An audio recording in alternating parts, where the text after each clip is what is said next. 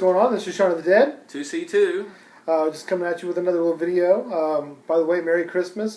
Christmas is, Christmas Eve is actually 1 week from today. So a week from tomorrow will be Christmas Day. So hopefully you get all your shopping done. So I don't. So that's what my weekend's going to consist of. If you haven't got a chance to, check out his channel. He's just did a review on his Smith & Wesson 22 long rifle pistol. I also just did a Ruger Mark II 22 long rifle pistol video. Check those out. We plan on doing a comparison video at the range. So yeah, I'd like to get them out there and put them side by side and check them out. I've had the privilege of shooting Shaun's pistols, so I know what to expect with it. Great pistol, very accurate. Looking forward to seeing how the Smith & Wesson stacks up against it. I'm looking forward to it too, because he let me play with the trigger, and I was like, that was a very, very. I mean, it was probably the thinnest break that I think I've ever felt on a trigger. Most triggers have a definitive, you can feel the break.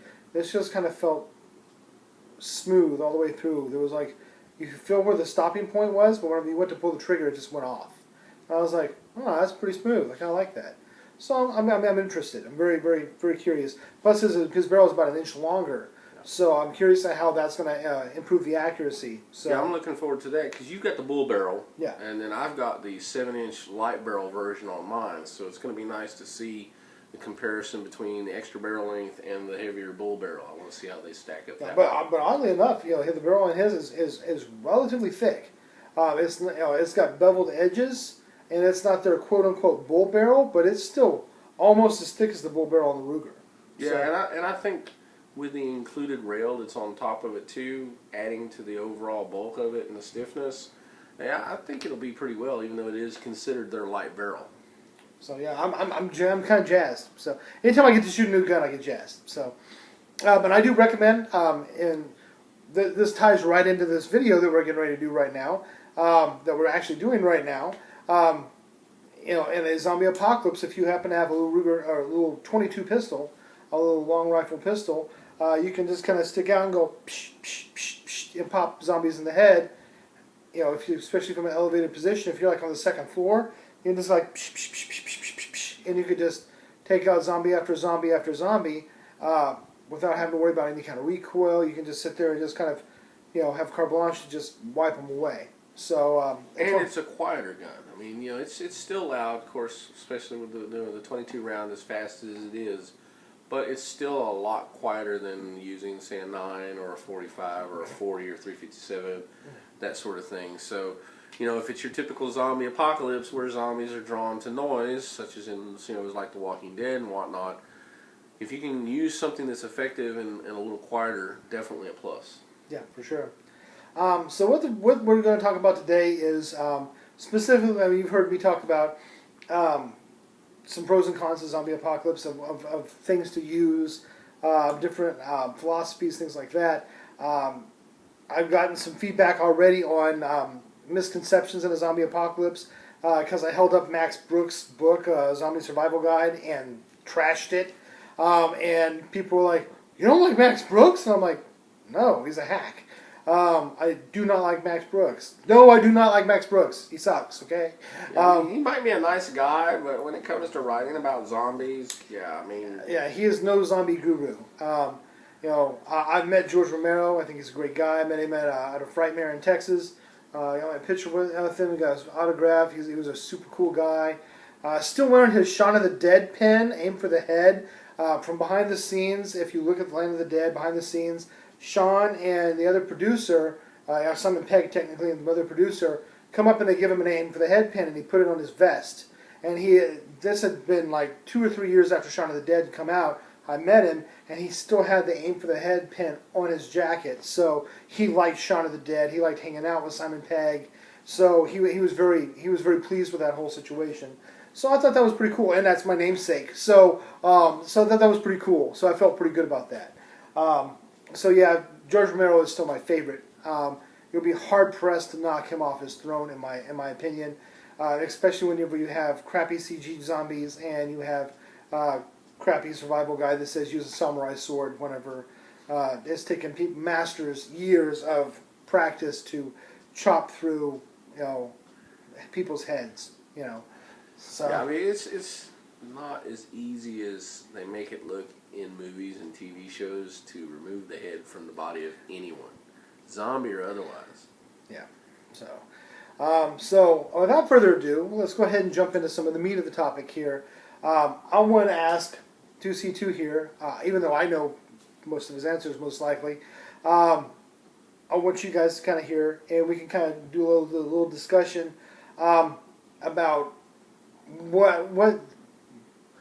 brings 2C2 here head and shoulders above the rest, or give him at least a better chance of survival than anybody else in a zombie apocalypse. What do you think is like your number one thing?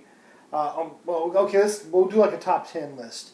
What's your number 10 thing that would put you in better shape in a zombie survival than anybody else?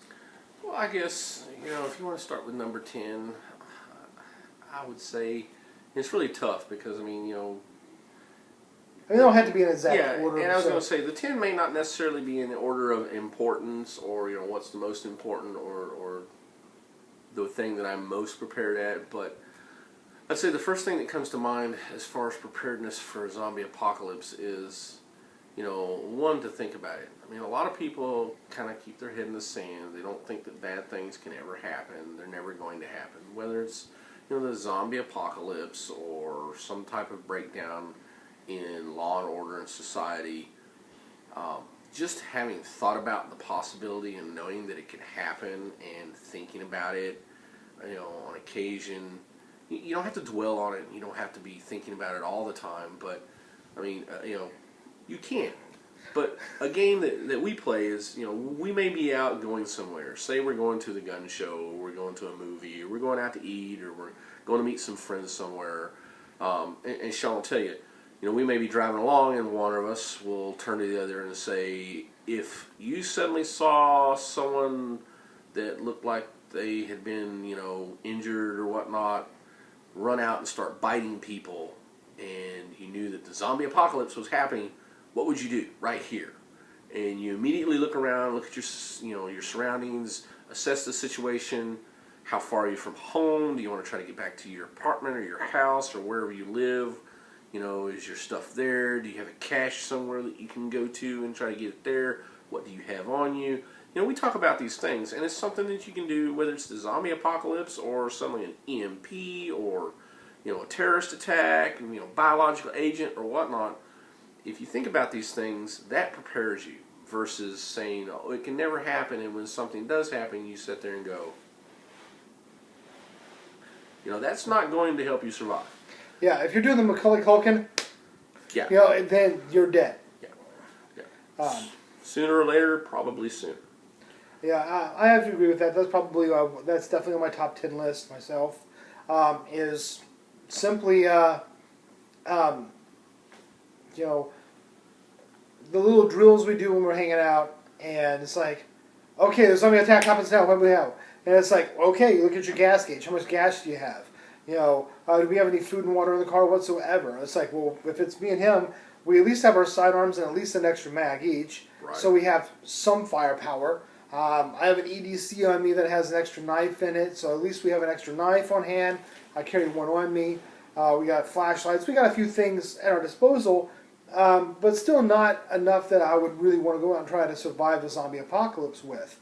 So there has to be a destination somewhere. And so I like those drills. Those are something that's really, really interesting. I think that the next one on my personal list would be when we take it a step farther. We play with the group of our inner circle. We have a role playing game that we play, and we stat ourselves out. You heard me mention it before, I'm sure. We stat ourselves out physically and with skill.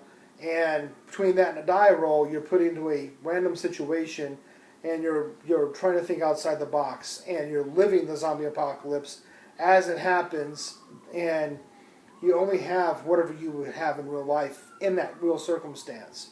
And he plays, and we have a couple of other buddies that play with us.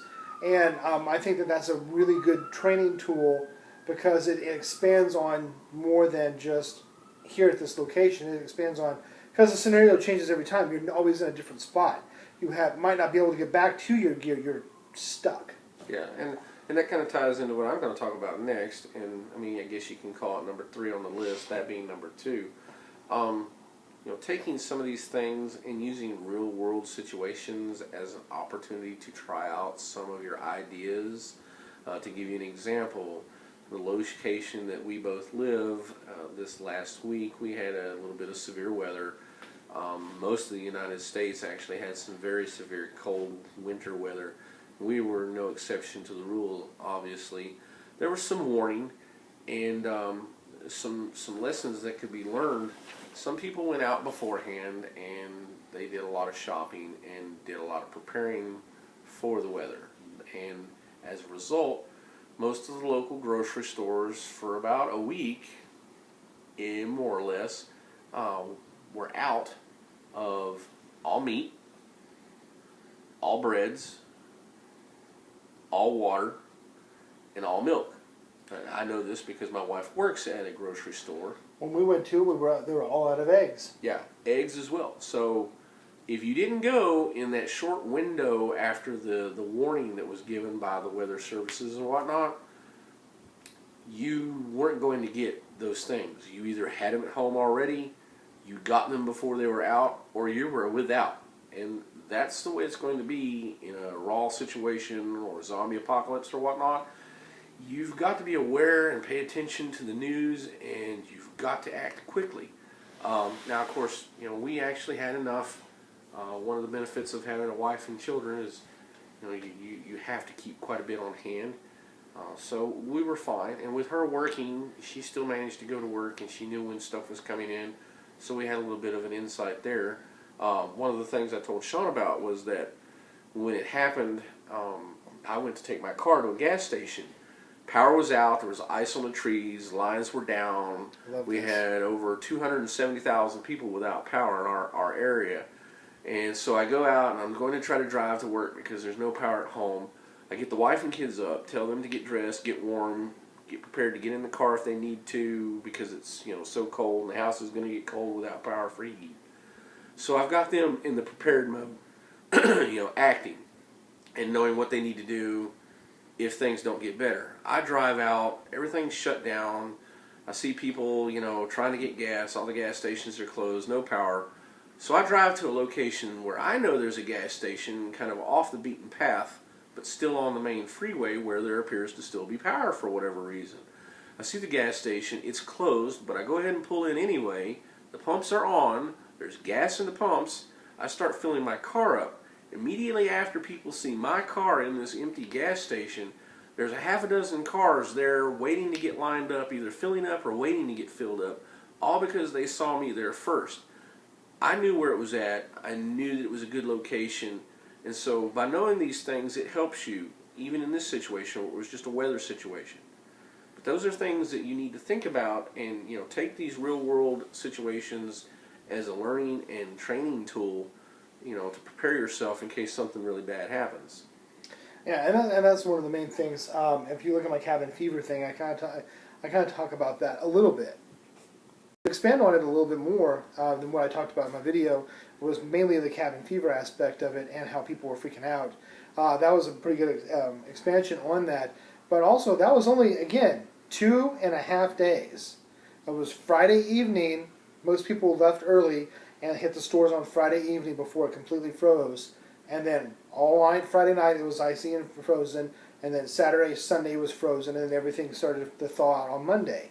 So that was it. We had 2.5 days of icy weather, and everyone freaked the frack out, and grocery stores were bereft of things. It's something that I learned actually after the fact, because I talked to one of my coworkers at work, and your big chain stores, Walmart, Tom Thumb, Safeway, Kroger, whatever you happen to have in your local area, those were the stores that were hit first, wiped out.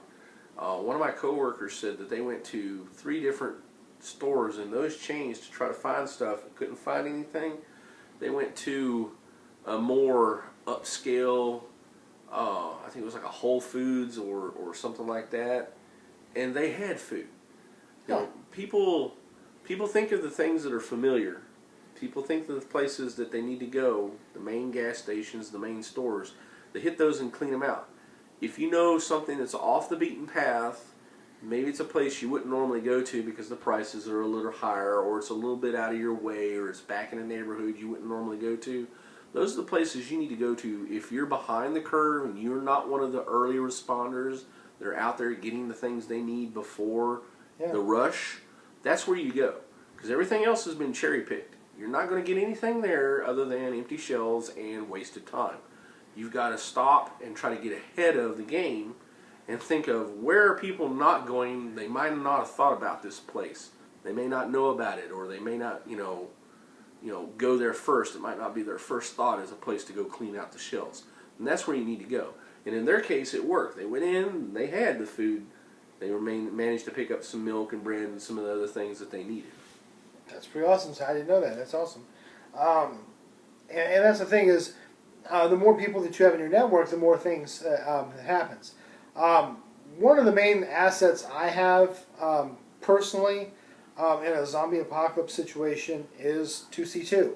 And the reason I say that is because this motherfucker here always has his thumb right up the butt and on the pulse of everything that's news.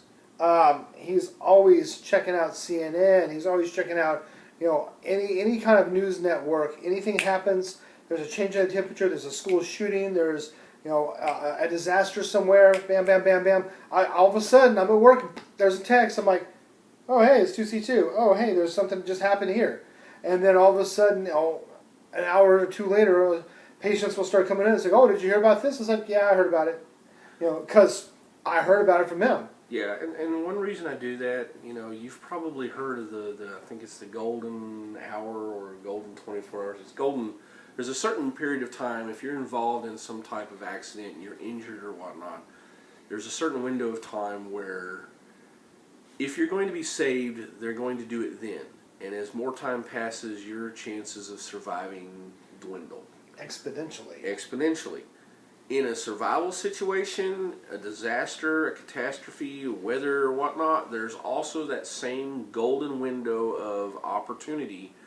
If you're aware, if you're listening, you're watching, I'm reading the news, I have CNN open at work, I'm constantly checking things, watching the stock market and whatnot.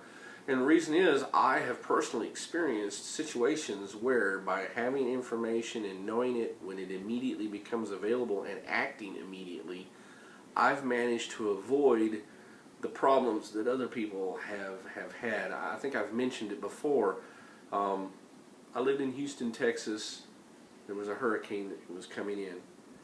It was announced. People were told to evacuate. It was expected to be very bad.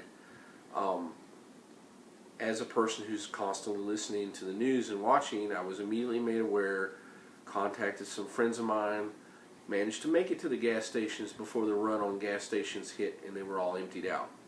It was a matter of hours. I mean, this stuff happens quickly, so you have to understand you've got to act quickly. You can't hesitate. When you see something and you think it's going to go bad, you've got to act right then. If it doesn't happen, maybe you feel a little foolish. You got a full tank of gas when you didn't actually really need it. You could have gone without it, but you know what? It's better to be safe than sorry. So having done that, yeah, I'm constantly letting my friends and my support network and the people that, I want to make sure are aware so that they can do the same thing. And yeah, so that's something that I do. And I recommend, everybody does it. I mean, and it doesn't take that much effort to constantly be aware, listening to the radio, watching things on the news, surfing the internet or whatnot. It's out there, it's easy to get, and it can make a world of difference. Yeah, and if you have a smartphone, you can just stick an app on your phone and get updates of certain, of any kind of emergency events. Not only is that one of my benefits, but that's a huge benefit for him also, is that he is the first to know out of the group. Generally, he's the first one to know. He usually informs the rest of the group.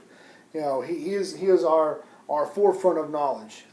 He's our digital scout. I mean, he's our multimedia scout. He knows exactly what's going on. He's already scouted out the area. He already knows what the temperature of the water is whenever he sends us the message. And when we go out there, we know what to expect. So that's nice. I think that was 4 or 5. I've kind of lost track. Yeah, somewhere in there. I think one that I would mention is, since we do role play and we do, prepare as much as possible and run through scenarios and use opportunities to hone. I think one advantage we have is that we're not going to be as likely to panic. Not panicking in a situation, keeping a level head, keeping your wits about you. There's a saying, when all those around you are losing their wits, the person that remains calm is probably going to be the person that's going to make it. That's very true. A lot of people tend to not deal well with change. If the change happens to be the zombie apocalypse or earthquake or tornado or whatever, a lot of people panic. A lot of people are used to a support network. They're used to certain things being there for them. They're used to police and fire department and emergency services being able to get to them in a short amount of time and take care of them. And unfortunately, in disaster situations, that's not always the case. Yeah. And when it's not there, people don't know how to act. And they panic. That's one of the reasons why you have to go out early and get things, is because people go out and panic buy. They buy more than they're ever going to need. Yes, you need to have well-stocked shelves. Yes, you need to have milk. You need to have water. But whereas they may only need 2 or 3 gallons for, the 72 hours or 3 days that FEMA says you need, they'll buy 3, 4, 5 times that, more than they need, in a panic. And as a result, it's not there for other people who need it. So you get this panic buying and hoarding. I mean, I know you've seen it. You've seen it in the news. I have, and I'm sure you have as well. Yeah. So the ability to keep calm and not panic, I think, is a big advantage that we both have, and our friends as well, because we do think about these scenarios and we practice and whatnot. So it's not some unknown that we have no idea. We understand that there may be times where help's not going to be a phone call away. Yeah, I think it boils down to mentally preparing yourself. It's mental exercise. If you run over scenarios in your mind enough to where it becomes quasi-normal to you to think about, I'm driving down the street and I'm like, I stop at a stoplight and I'm in rush hour traffic, and I notice that I happen to have stopped closer to the back of the car than I'm accustomed to stopping. I'm like, oh, I just made a grave error. I consciously realize that I made a bad error.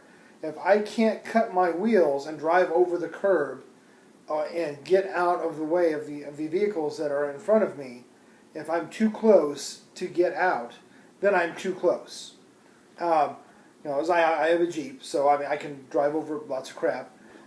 So I can easily drive over curbs, drive across the median of grass, and get out and do stuff, zigzag around and get moving if I need to. If I'm too close, I can't get away from that car in front of me if I'm bumper to bumper, a few inches away. But if I've got, a couple of feet of space, I can turn and cut on off. Unfortunately, I have a good tight turn radius. I can crawl up on top of the curb and go on down the road and do my thing. So that's one of the things I noticed, and just little things of mental preparedness like that are hugely important. One of my other buddies, he lives in Oklahoma, and me and him have this game we play, and we'll just simply yell out when we're talking to each other. We Skype a lot and hang out and whatnot, and we'll yell out zombie, just random intervals, and then next thing you know, one of us pulls up a gun. Whoever didn't say zombie is testing the other person, and you pull up a gun or something to protect ourselves with. If I'm sitting here and I happen not to have a gun on me, and someone's like, "Hey, Sean, zombie," and I'm like, I pulled something to protect myself immediately. So you want something on hand all the time. So just little things to test each other out, keep each other sharp. You don't have to do it all the time. It doesn't have to be an everyday thing. But all of a sudden it's like, I'm talking to Cliff or whatever. I'm like, "Hey, Cliff, zombie," and you're like, 45. I'm like, okay, we're good. That's enough. It's funny. Don't want to interrupt, but you talking about not pulling up behind cars too closely. this is something that we've not really ever discussed before. Right. But I, as well, also try to make a habit of, when driving, you never pull up too close behind the car in front of you. Simple, mundane reason, in case they stall. I've seen too many times people that are too close behind a car, it stalls at a light, they can't move because they're stuck behind the car, they can't back up because the person behind them pulled up too close. You pull up, you're supposed to leave enough room anyway just for safety, but as a survival and to keep yourself out of getting in trouble and being stuck in traffic, leaving yourself enough room. Another thing, always looking for a way out. If you're driving along, you're looking at the side of the road. Can I go off-road here? Is there a ditch? Is there trees? Is there a runoff? Shoulder? Where can I go if I need to get off the road and keep driving? But to get to your other part, the same thing as well, which, you were talking about. Sorry, my mind kind of went blank here for a second, but what was the second part? Oh, about zigzag to the mediums, you mean? Oh, no. You were talking about, yelling zombie. Oh, yeah. And whatnot. It's preparedness for the unexpected, quick reaction. Yeah. Definitely something that you want to be able to do as well. And we do that as well at the gun range. We'll go and say you go to the gun range and you've got your targets up. But one thing that we do, a kind of an exercise, is we'll do one target that's red, one target that's green, and then we'll have a zombie head or a zombie target as well. And one person will be firing, and the other person will yell out, red, green, zombie, green, red. So you're not just shooting at a static target, which is easy enough. I mean, it's still challenging, but it's pretty easy to just shoot at a target. But when you're having to think, and go for that certain one, it gets you that one step further in your preparedness, so that you're thinking about not just shooting at a target, but hey, you've got different targets. You've got to discern which one you need to aim at and shoot. Yeah, I love playing red light, green light, zombie. I really do. And zombie shots have to be in the brain pan. Face shots don't count. So we're really strict on our rules. And the target portion themselves, you have to be in the red zone or in the green zone. So you have someone that's like red, and then like zombie, you're like, oh crap, zombie. Green, zombie, red. What? Oh, I was going to green again. And we try to throw each other off. So we're purposely trying to make someone pay attention to the real situation and not just react to the same routine motions that they're doing. So Definitely. And so I definitely enjoy that. That's one of the fun games we get to play.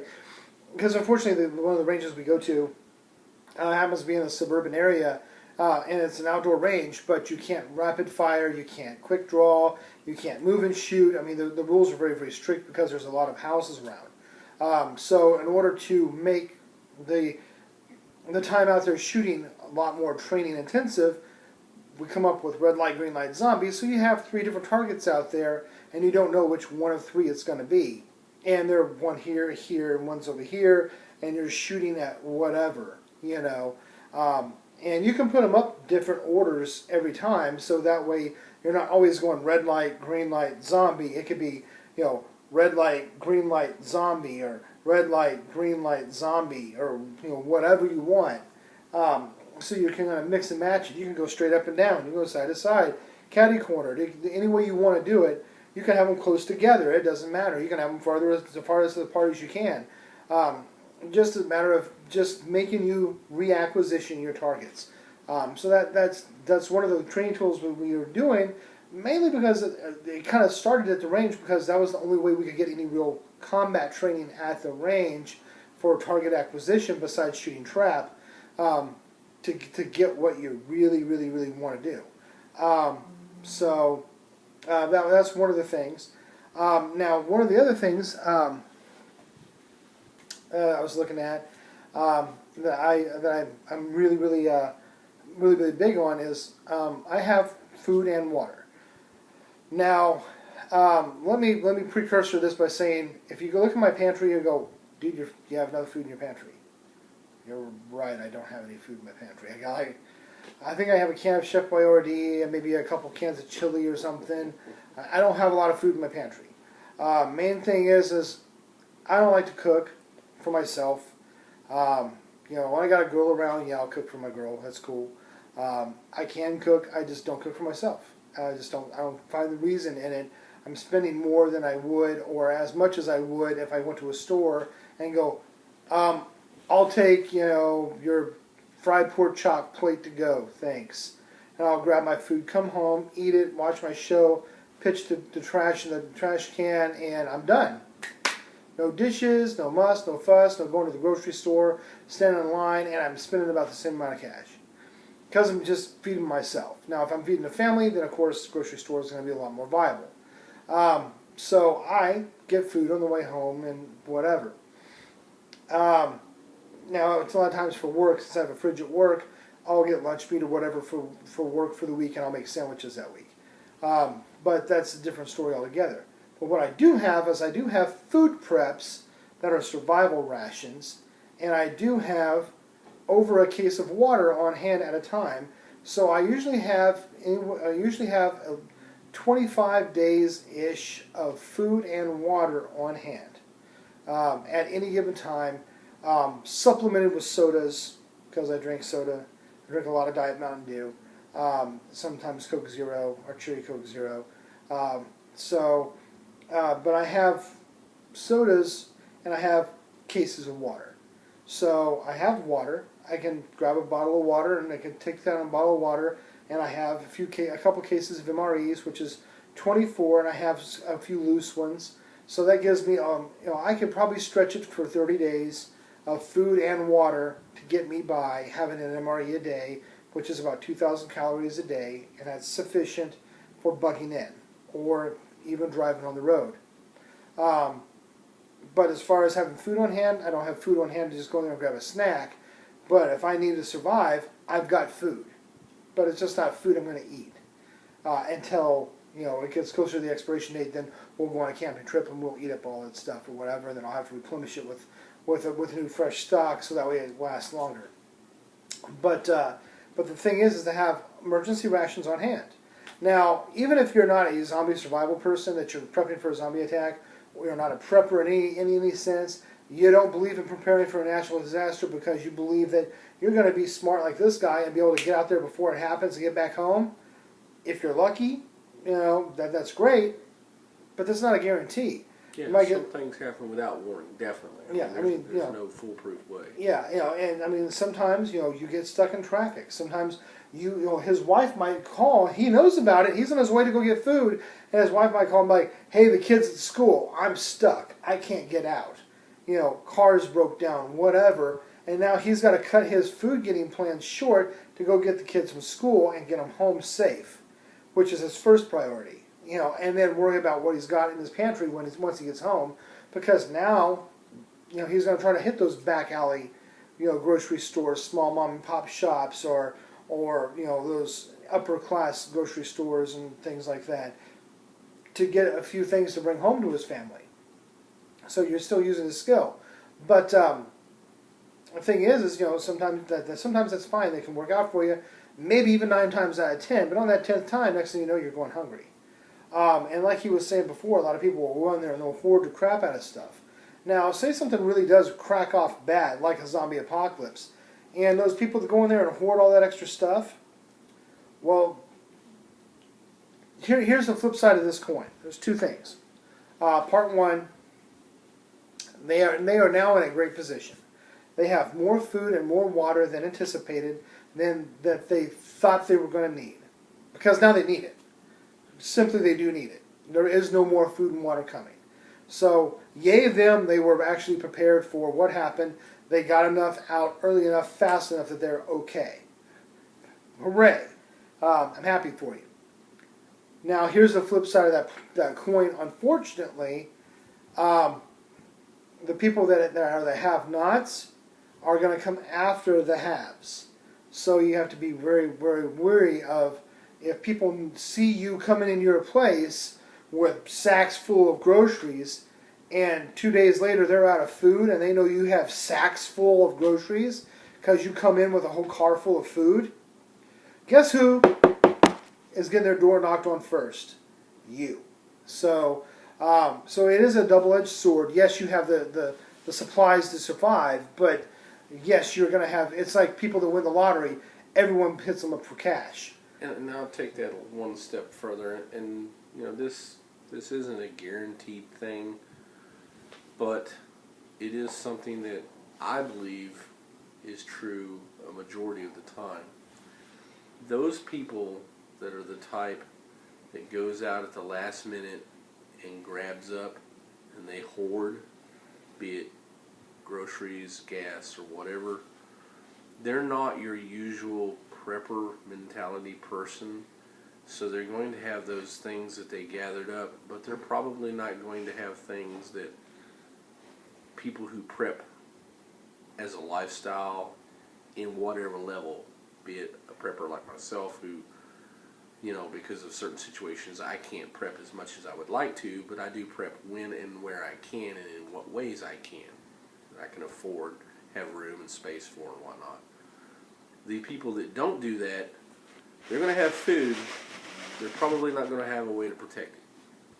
They're probably not your prepping type people that are going to have the means to defend themselves and the food and whatnot that they just gathered up. So as Sean said, they're going to have that, and the other people that are the have-nots are going to go after the people that are the haves.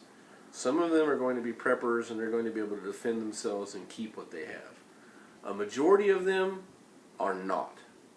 They're just going to be the next grocery store that you don't have to pay, if you get my drift.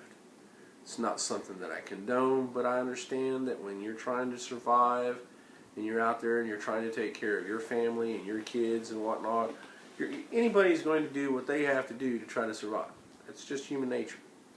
You know, it'd be nice if we could all sing Kumbaya and, you know, take loaves and fishes and feed the world, and it's happened, but it might not happen in that situation. You're going to have to do what you're going to have to do. Yeah, and that's the unfortunate thing is a lot of people is like, when panic sets in, people will freak out. And people do despicable things that you think are nice people. They'll mob people. They'll loot stores. They'll kill somebody for whatever they think it is that they need, just for that thing because they desperately believe that they need it, and whether they do or not. And just think about Black Friday events and people that die in stampedes over crap that's cheaper. just a chance to get something for like 75% off.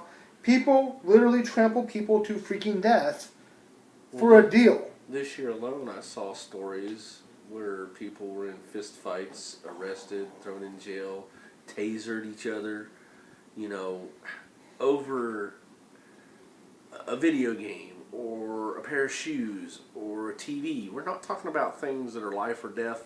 You need it to survive or you're going to die. We're talking about wants, not needs. And they acted that way about those things. You can only imagine how people are going to act when it is something that they do truly need to live another day.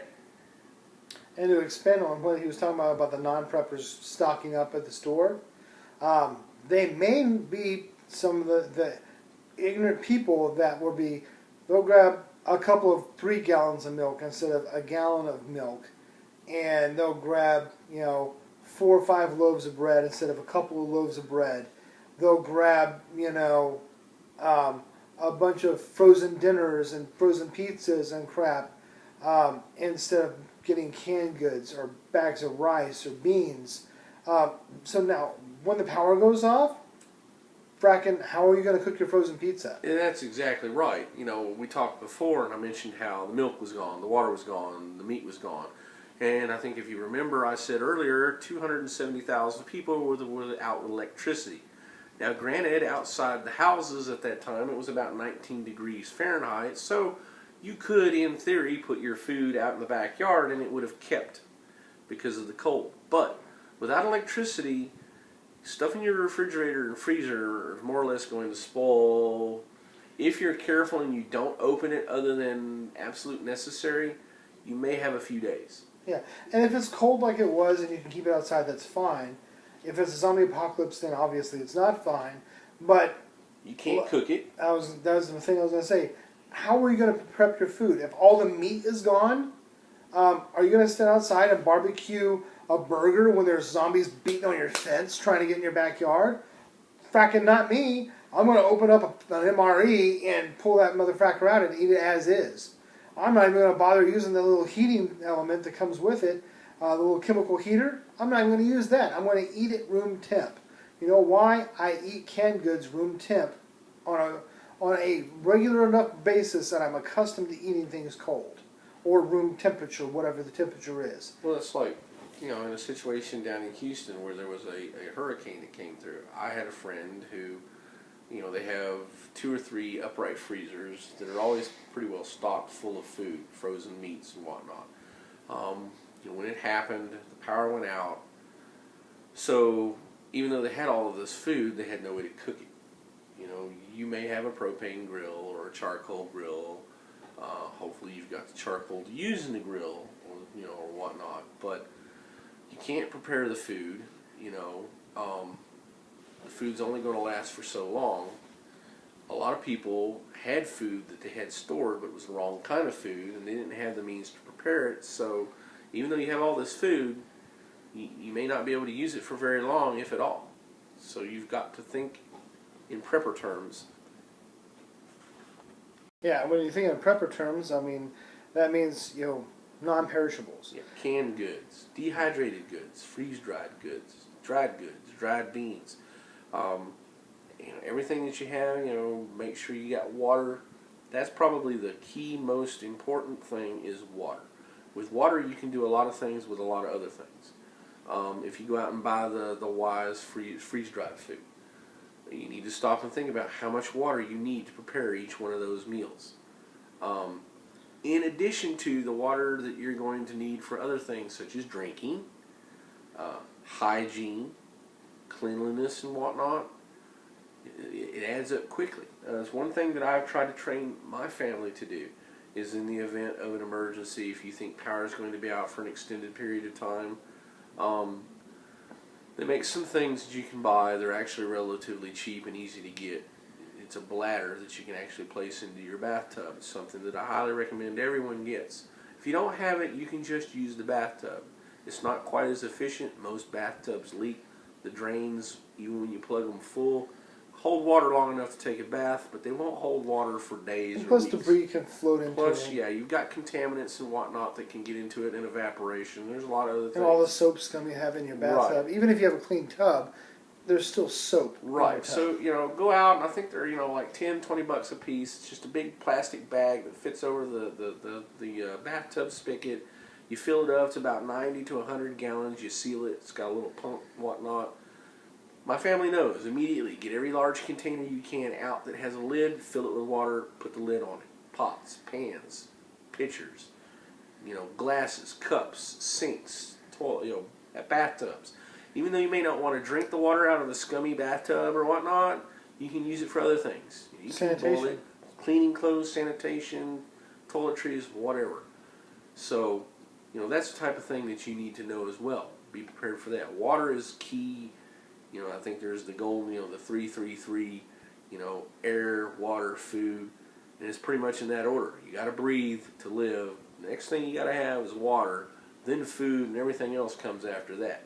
It's something important to remember. Water is like number 2. Without that, nothing else really matters. You can have all the food in the world. If you ain't got water, it's not going to matter. Yeah, you can't process it. Your body's going to expend too much water and dehydrate you and shut down your kidneys because it's trying to process your food. So the food's going to do you no good unless it's, unless you're eating something like watermelon and like iceberg lettuce, something that's got a lot of water in it. Unless you're eating something like that that's full of water, then you're in trouble. And those are fresh foods that are not going to last long at all. Exactly. So anything you buy is going to drain water from you and not provide you more. So that's one of the other things. And of course, defensive training. Whether it be hand-to-hand combat, firearms, melee weapons, whatever. As I've said before in other videos, I'm a certified martial arts instructor. I've placed first place in weapons tournament as the lowest ranking person in the tournament against third dans and second dans, first dans, all that. I was 2 weeks after my black belt, and I was able to enter into the black belt division, and my instructor was in there, and I beat my instructor in a weapons competition. But am I going to pick up a fracking machete and go hoorah on a zombie? Hell no. And I'm trained. I'm not going to do that. It's stupid. People are like, oh, well, guns run out of bullets. Your handheld weapons don't. True, but you run out of energy. You get tired. You get sloppy. Yeah. I've trained a lot. I don't care how good a shape you're in. I mean, I as well. In the past, I've had martial arts training. I'm older. I'm not in as good a physical shape as I used to be. So I know my limitations, which is an important thing to know. You may watch the movies and you may see how people act in the movies. But yeah, you try to pick up a machete or a baseball bat or pull cue or chainsaw or whatever, that you see your favorite zombie killing hero using, and you swing that thing around for a few minutes, and I promise you, you're going to run out of energy very quickly.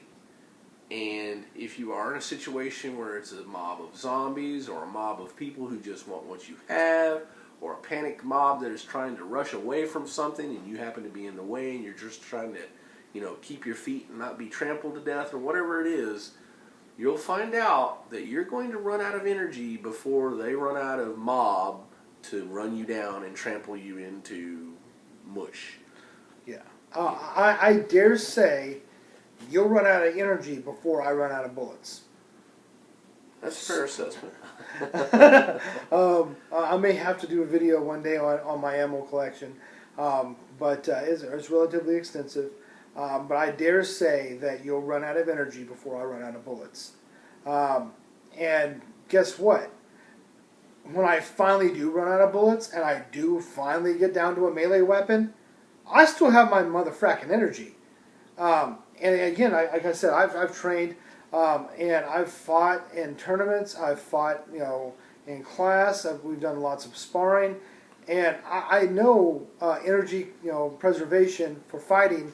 And I know that when we're in there training and we're getting put by the paces through some of the higher instructors and the masters in the system, and they're making us go over and over and over and over and over again, and we're kicking and pinching and moving and just constantly, nonstop. Man, after an hour or so of doing different drills and jazz, I go from sharp punches to my hands are just going out there. And that was at the height of my training. That was at the height of my training, and the best physical shape I've ever been in, the best fighting shape I've ever been in, the top of my game. And after a little bit of time, and this is doing it on a daily basis. I mean, I'm training, 1 to 2 hours a day every day, And at the end of one of those advanced classes, I'm like, my punches are like this, my fists are half open, they're not locked shut anymore, they're no longer tight fists, they're slop.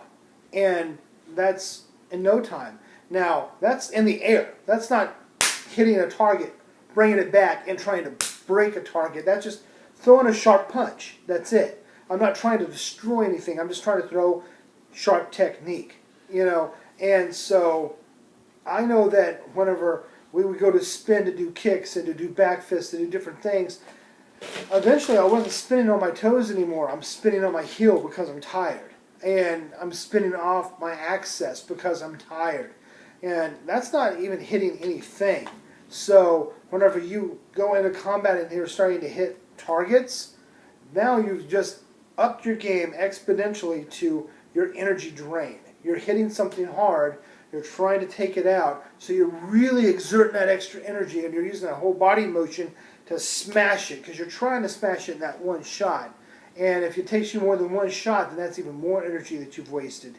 And by the time you go through 10, maybe 15 zombies, you're pretty much going to be gassed. Well, I'll take that one step further, and even if you're not talking about physical fighting zombies, be it with a weapon, a melee weapon, or whatnot, even if you're using a firearm and you're shooting the zombies, and you're in a situation where you're not having to physically defend yourself as well, you're just shooting zombies.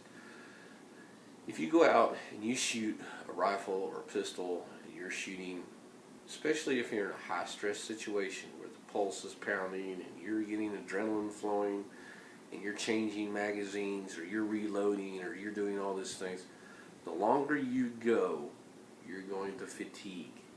Even just pulling a trigger on a firearm from a distance, you're going to wear down. And I think that kind of brings us, in my opinion, to kind of, to me, the number one thing that helps me feel like that I'm prepared for a zombie apocalypse is it's not always about being the hero or being the person like you see on TV where you've got mounds of zombies or whatever at your feet and you're invincible and you can do it no matter what.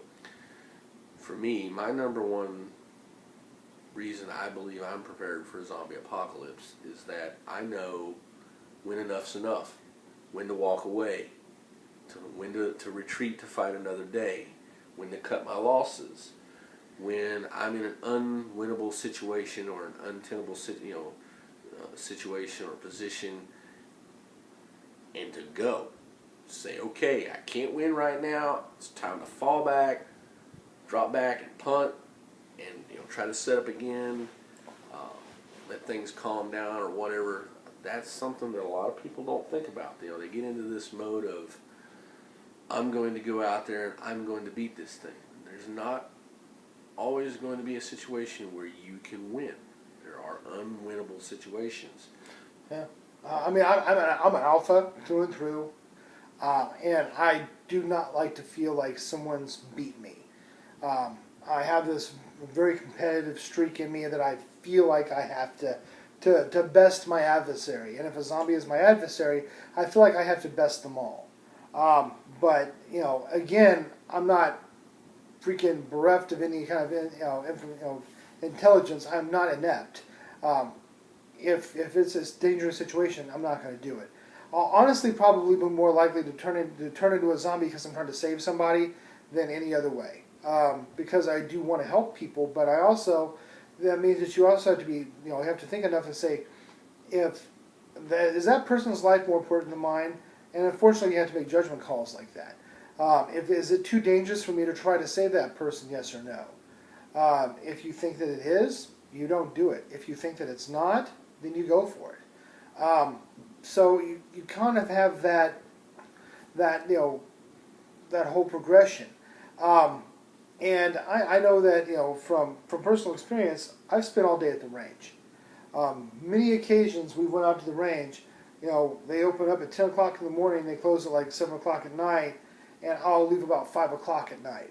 So that puts me about 7 hours out at the range. I'll eat breakfast on the way out there, I get out there, and I'm shooting all day long.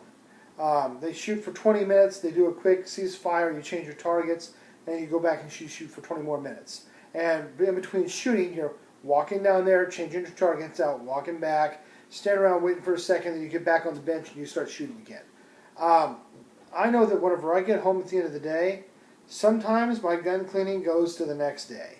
I don't clean that day because after 7 hours of shooting, I come home, I get a shower, I sit back on the couch, I put down a cold beverage, I put a little food in my gut, and I'm like, frack it, I'm going to clean them tomorrow. And I'll wait till the next day to clean because I don't feel like doing it. It's just too much, it drains you. It really does. He's very honest with that. But if I'm setting up on a roof, and I run out of mags, okay, if I'm only shooting until I run out of mags, I can do that. But whenever I'm shooting until I run out of ammo, that's a different story. So, if you waste your whole day shooting, you're going to be tired. Eventually you'll get better at it where you're not as tired, but that's energy preservation again. So, but the main thing to me, I think, that puts me my number one benefit, I think, that puts me head and shoulders above the average Joe for surviving a zombie apocalypse is a two-part thing. it's not because I'm fracking Rambo. I got friends that think that I think I'm Rambo, but I don't think I'm Rambo. I don't. I truly don't. For one, I know that I must have more people than me to survive a zombie apocalypse. Period. There is safety in numbers, and that is true.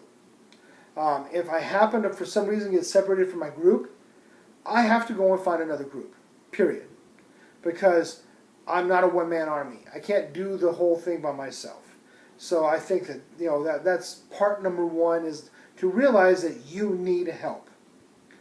Part number two is I know that if it comes down to it, if it's between me and somebody else, I'm going home.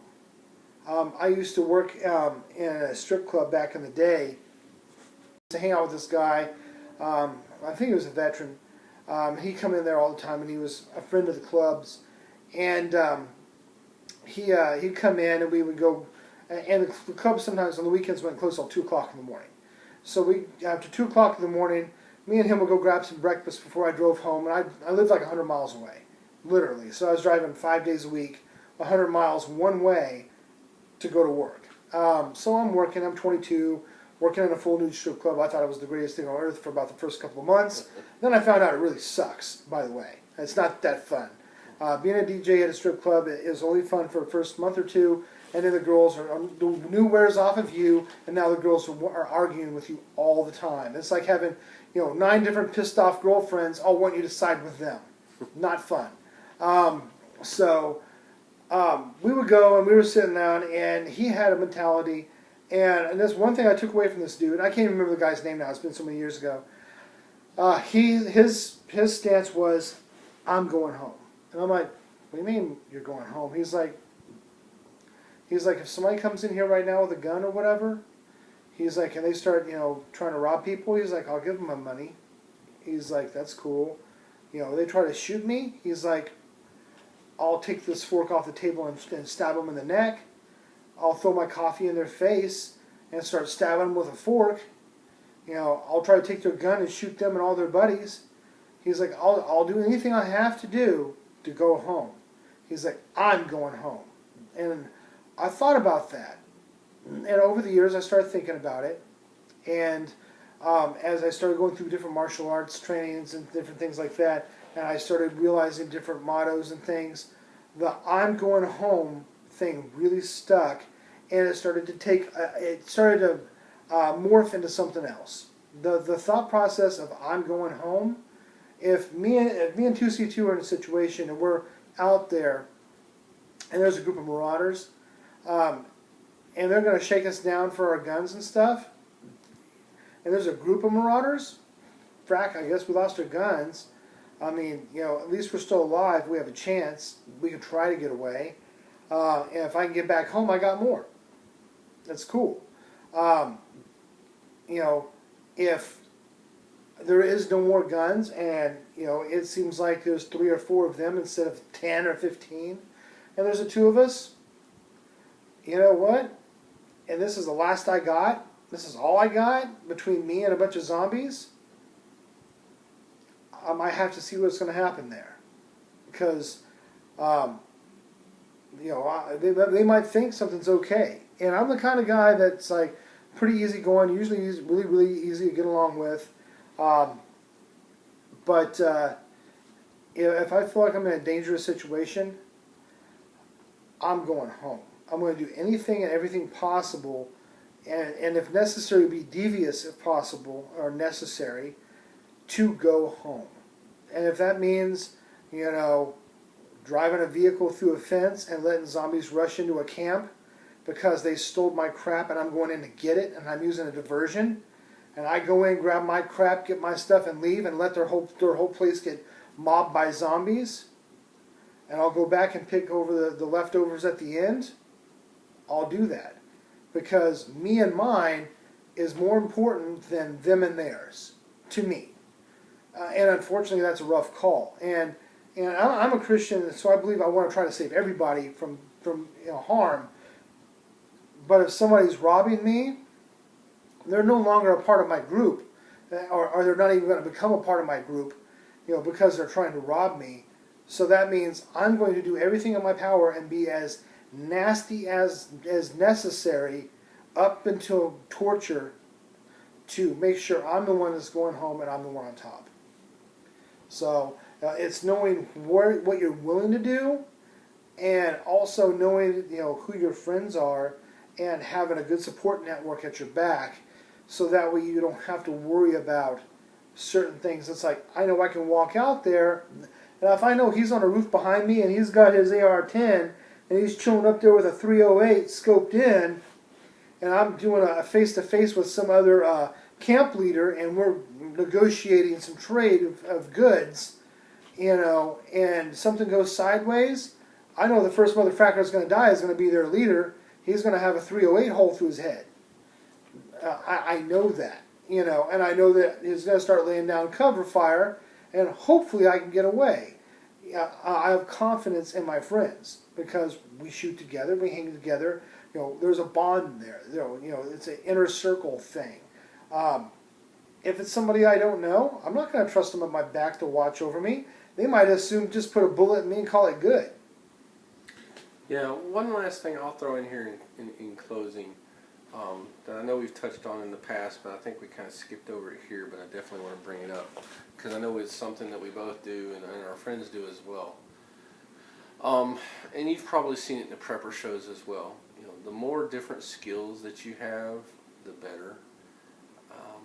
There's an old saying, jack of all trades, master of none. I actually strive to be that. I know a lot of things that I know a little about, be it first aid, be it farming, be it driving heavy equipment, being fishing or whatnot. I'm not an expert in any of them, but I do have some minimum level of proficiency at it, horse riding and whatnot. I mean, it's all things that I've done. And when I did them at the time that I did them, it wasn't to prep, but looking back, I'm glad that I did them, and I would highly recommend that other people do them as well. I know he's done classes on sufficiency, suturing, doing stitches and whatnot. Go out there and do those things. You don't have to become an expert on it. You don't have to spend a lot of time or a lot of money on it. Learn the basics. Get the ideas. You can't just read about it or watch a YouTube video on it and think you can do it. But if you actually do some hands-on, you spend a few weeks doing something, you get to the point where you have a little bit of muscle memory and you've gone through it a few times, that's sufficient. You don't have to be an expert at it. The more things that you know, it will give you value that other people will see and be more willing to bring you in, because you have things to offer. It'll be things that you can work with other people, your friends, and complement each other as well. So, that's something that I kind of wanted to close with, because I felt like we may have missed out on it, and it's something that's probably number 2 or number 1. I mean, it's right there at the top. It's definitely it's definitely the top 3 of get skills that will benefit you, from wilderness survival to first aid to weapon maintenance, whatever your weapon of choice may be. Even if you disagree with me on your weapon of choice, whatever yours is, if you are one of those guys that are dyed-in-the-wool swordsman, then know how to take care of your sword. Definitely get a plethora of skills between the group of you, and make sure you do have the core group of skills like first aid and survival skills and hunting, fishing skills. If you can get those 4 things and like some farming in there, ranching, whatnot, if you can get those 5 skills overlapped into everybody in your group, even if you have one mechanic, you have one gunsmith, you have one fabricator, one plumber, one electrician, but everybody knows those other 5 things, you can be a specialist in one thing that's your thing. You have one medical personnel, one engineer or whatever your thing is, you be that thing. But if everyone else has those other 5 skills, at least to a minimal proficiency level, but where you can, oh crap, he got hurt. Well, that's okay. I can clean the wound. I can discern whether it needs to be stitched or butterfly closed, or if I can just use super glue and close it up that way. I know whether or not to stitch it now because I've taken a class on it. And by the way, the suture class I took was really great because I was under a false impression when it came to suturing. I thought they were going to teach us how to sew people up, and that was great. Yeah. No. 3/4 of that class, if not more, maybe it might have been 4/5 of that class, was them showing us pictures of different cuts and different lacerations, and asking us, how would you stitch this? How many stitches would you put in this? And most of the answers were none, 0, zilch. No, these are beyond the time of sutures. That the wound's too old, the wound's too big. You know, there's a chunk missing out of it. It's not a slash. You know, you'd have to do internal sutures and external sutures on this one. That's so deep you'd have to put a drain tube in it. And it was when to suture and when not to suture was the majority of the class, and then the rest of the class was physically actually learning how to do the actual physical motor functions and suturing up a wound. So I thought that was pretty interesting. So don't think that, oh, I watched a video on how to stitch somebody up, now I can suture somebody. Well, now that person may get gangrene and lose an arm or leg because you sutured them up and you didn't clean them out. You didn't know what to look for. So get training. Always get training. Try it for real. Don't be a couch potato watching YouTube. Yeah, hands-on, definitely. All hands-on. Me and one of our buddies in the group went camping this summer, and I've changed my bug-out bag from my Alice pack to a lighter backpack because mine was too freaking heavy. Also, I found out that my hammock, in over 100-degree temperature in the sun, when you lay in it, no matter how taut you pull it, you sink down to where you're laying on the ground. So, test your gear, test your skills, go out on a regular basis and practice. Yeah. So I think we've gone over 10, but I think everything that we've talked about is definitely, worth mentioning. And you can take those and you can kind of filter it down to the top 10. But like we said, there's no particular order, and there may not be just 10. I mean, as you start to think about it, obviously more and more things come up. But hopefully you'll take this, and I hope it's entertaining, educational. And as always, I know, ask questions, comments. Either one of us, I'm sure, will be happy to try to answer. Yeah, and if we sure. don't know the answer, I know I'll look it up. Google and Wiki is my friend. So, yeah, and as always, try to keep it polite. Please comment.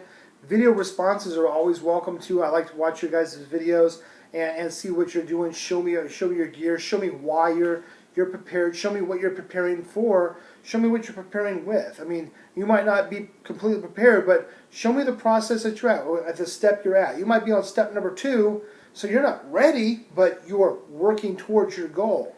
I want to see where you're at. I want to know what you got in your head. But please be polite to each other. Please stay on topic. please subscribe. And always, please subscribe. And don't forget, check out Eustace 2C2. Check out his channel. Check out that Smith & Wesson video. And stay tuned for an up-and-coming, after the holiday season. You should probably see us out at the range doing a side-by-side comparison between the Smith & Wesson 22 and the Ruger Mark II 22. Yeah, and I've got some others that you'll probably see some videos on my channel as well, because I've got several that need to be vetted, need to be sighted in and whatnot, that I've done videos on them. So check those out, and hopefully I'll get some follow-up videos on them. You can see them with some range time. Yeah, for sure. So this is 2C2. Shaun of the Dead. Thanks. Thank you.